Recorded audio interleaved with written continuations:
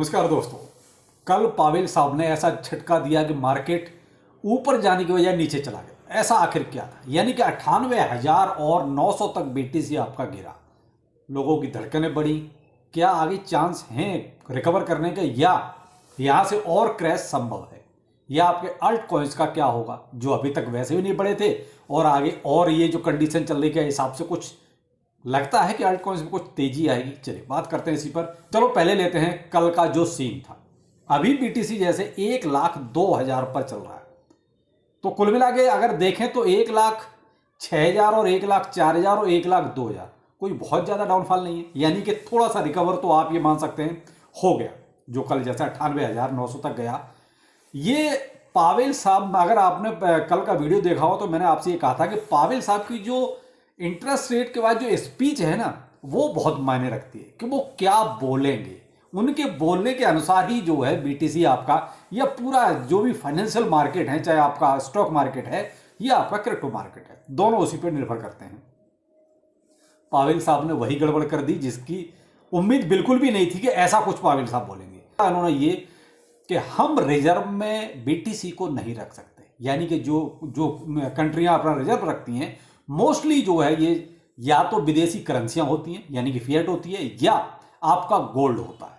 यही दो चीजें आपके रिजर्व में रखी जाती हैं, लेकिन उसमें भी सबसे ज्यादा गोल्ड ही रहता है। तो अब जो बड़े बड़े लोग हैं वो तो यही कहते हैं कि भाई गोल्ड को बेच कर ये पुराना हिसाब किताब हो गया और ये पुराना चलन हो गया, उसके बजाय जो है डिजिटल उसमें आया जाए, यानी कि बीटीसी लिया जाए गोल्ड को निकाल के।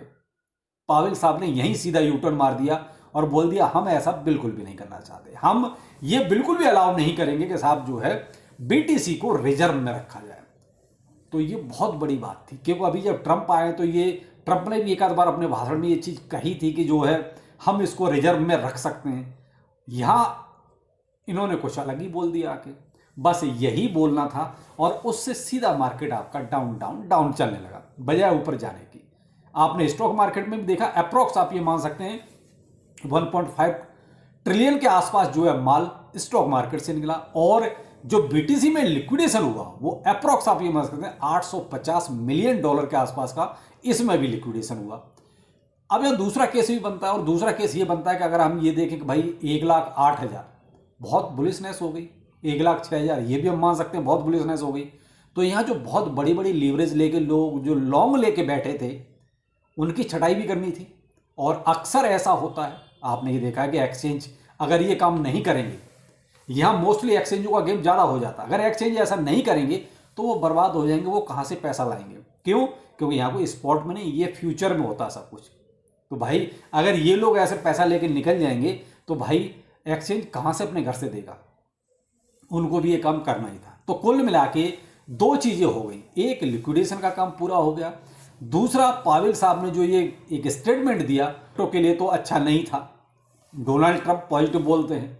अब एक दूसरा सीन और भी आया कि उन्होंने कहा कि अगले जो 2025 आएगा उसमें हम 2 बार रेट ऑफ इंटरेस्ट कम करने के बारे में वहाँ सोच सकते हैं। अब कई बार समय के साथ फैसले चेंज होते रहते हैं, फिलहाल उन्होंने यही बोला था। कुल अगर पूरे इसका लबो लबाव अगर देखते हैं तो यही था कि नेगेटिव पावेल साहब की स्पीच रही।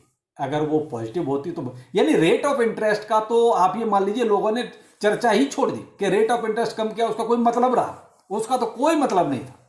और ये कल जब मैंने वीडियो दिया था उसमें मैंने भी ये चीज बिल्कुल भी नहीं सोची थी कि पावेल साहब कुछ ऐसा बोल सकते हैं, इसकी कोई उम्मीद बिल्कुल भी नहीं थी। और इसीलिए मैंने कहा था कि बीटीसी देखिए अगर रेट ऑफ इंटरेस्ट कम होगा तो उछाल अच्छा मारेगा, हो सकता है 1,10,000 तक चला जाए। लेकिन भाई उधर पॉजिटिव देके इधर आपने जो नेगेटिव बोला वो ज्यादा इंपैक्ट कर गया, और वहां पर दूसरी चीज जुड़ गई, वो मौके का फायदा उठाना, यानी एक्सचेंज ने फायदा उठाया और आपका लिक्विडेशन भी भरपूर कर दिया। अब आता है दूसरा पहलू, क्या रिकवर होगा? तो आप देख लीजिए रिकवर तो हो चुका है भाई, 1,02,000 पर बीटीसी लौटकर वापिस आ गया।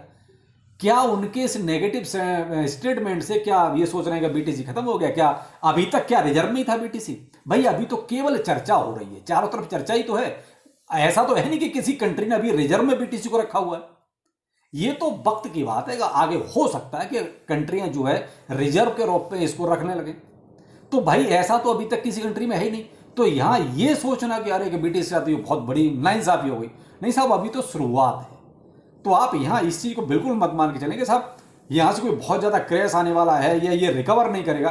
तो मेरे भाई मैं तो ये देख रहा हूँ कि आप 98,900 से 1,02,000 रुपये पहुँच गया, आपका $2,500 से $3,000 और नीचे रह गया है। तो BTC के लिए $2,500 से $3,000 कोई बहुत बड़ी बात नहीं होती है। BTC बुलिश है और बुलिश ही रहेगा। अब आता है अल्ट कॉइन्स का नंबर। तो मेरे भाई देखो, अल्ट कॉइन्स में तो तेजी पहले भी नहीं थी, अभी थोड़ा सा बीच में लगा था कि कुछ अल्ट कॉइन्स आपके ठीक ठाक चले थे, लेकिन बाकी का तो वही हाल था जैसा था। बाकी अब और ज़्यादा थोड़ा इनको टाइम लगेगा, क्योंकि BTC का हिसाब वैसे नीचे आ गया। तो आपने कल देख लिया, यानी कि अल्ट कॉइन्स तो रोने पीटने लगे। आप ये कंडीशन मान लीजिए, क्योंकि पहले भी बहुत ज़्यादा तेजी नहीं, मैंने कहा ना तेजी नहीं थी, अब उनमें और टाइम लगेगा। अब देखिए भाई BTC अब थोड़ा और, अब तो वो कहते हैं कि 1,08,000 के वो ऊपर चलना शुरू है, तब थोड़ा सा हम अल्ट कॉइन्स में थोड़ा सी बुलिशनेस हल्की सी देख सकते हैं। लेकिन अल्ट सीजन अब आप थोड़ा सा जो है 2025 का पूरी तरीके से वेट कीजिए कि अल्ट सीजन उसमें कहीं पर आएगा। अब यहाँ पर आप ये कहेंगे कौन से बाय किए जाएं। मेरे भाई मैं तो एक चीज़ कहता हूँ, कोई भी इन्फ्लुएंसर है वो उन्हीं प्रोजेक्टों पे ज़्यादा फोकस रखता है जो उसके पास हैं, या जिनको वो खरीदना चाहता है, या जिनको वो बाय करना चाहता है। ये बहुत वैसी बात बता रहा हूँ जो आपको शायद लोग नहीं बोलेंगे, क्योंकि 40,000 क्रिप्टो करेंसी में से आप कितने को आप बाय कर सकते हैं। और हमेशा आदमी उसी पर ज़्यादा फोकस करता है जो उसके पास है। आपके पास जो है आप उसके बारे में फोकस करेंगे। तो ऐसे इन्फ्लुएंसर्स का हाल है कि उनके पास जो है वो उनके पास ज़्यादा फोकस करेंगे, या जो कुछ आने वाले प्रोजेक्ट हैं जिनमें लगता है कि हाँ इसमें कुछ पैसा बन सकता है, वो उस पर बात करेगा।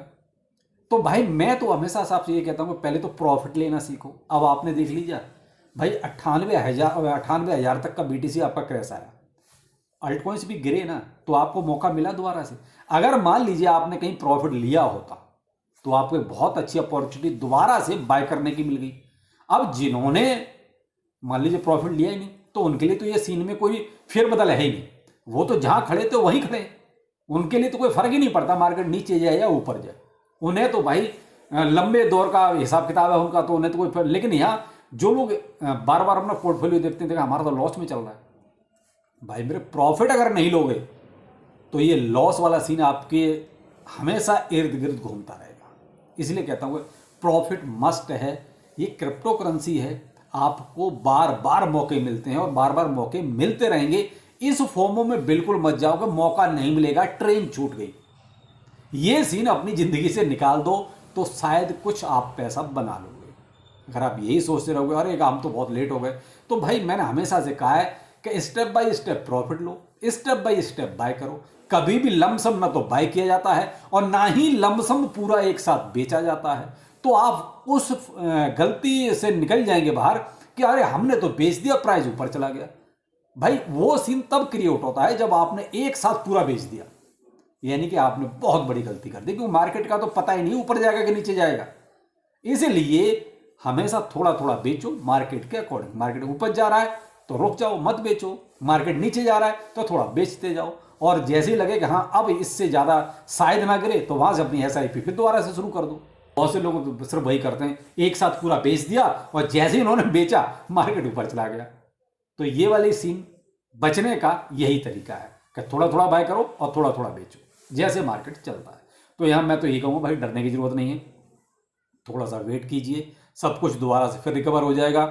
स्पीच है पावेल साहब ने दे दी, 24 घंटे होने को हैं और सब कुछ नॉर्मल हो ही जाएगा। आपने देखा है BTC रिकवर हो गया है, लेकिन अल्ट कॉइन्स के लिए अभी आपको इंतजार और करना पड़ेगा। तो डरने की जरूरत बिल्कुल भी नहीं है। फिर मिलते हैं किसी नए अपडेट के साथ। नमस्कार।